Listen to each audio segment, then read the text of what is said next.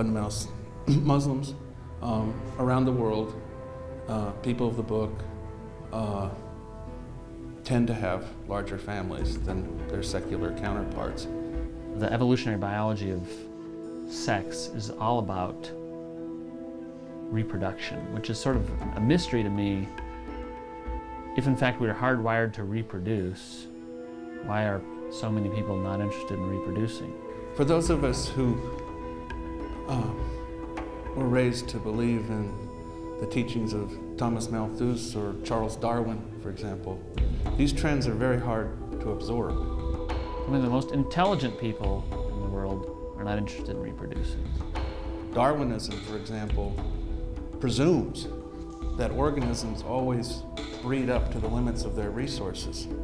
And this is what causes the competition and survival of the fittest under the theory. And yet here we look and you see there's one great big species that stands as an exception to this, apparently, and that one species would be human beings. They stake a lot on the idea that men are interested in reproducing themselves as much as possible, and men are interested in sex. None of us doubt that, but are they really interested in reproducing themselves? Have they always been interested in that? I don't know. A lot of that's speculation.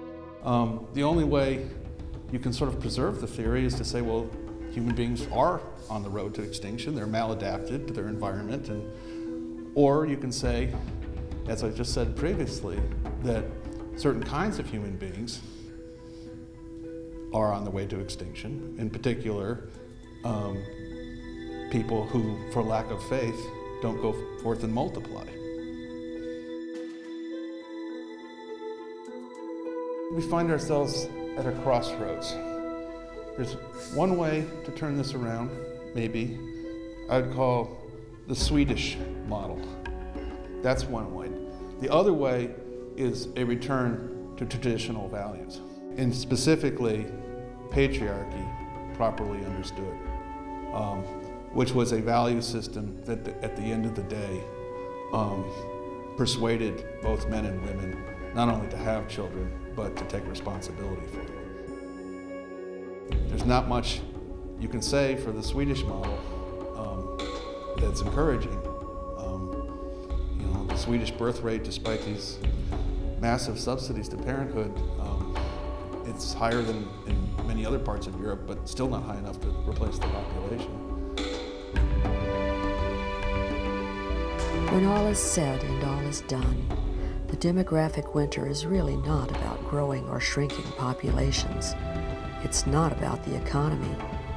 It's not even about the lifestyles of adults.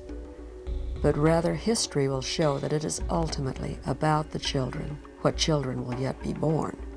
It is they who will be consigned to wade through life's journey, burdened by the consequences of the demographic winter.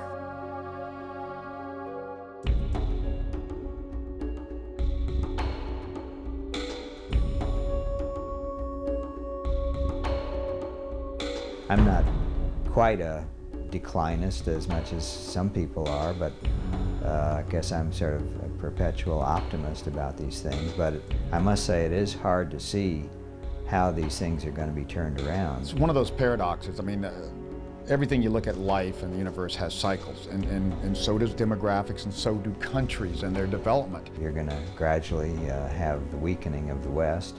The Romans, in the time of Julius Caesar, were totally preoccupied by the fear that they were not producing enough children. The sterile, pagan nobility died out, and with them, their ancestors' idea of Rome.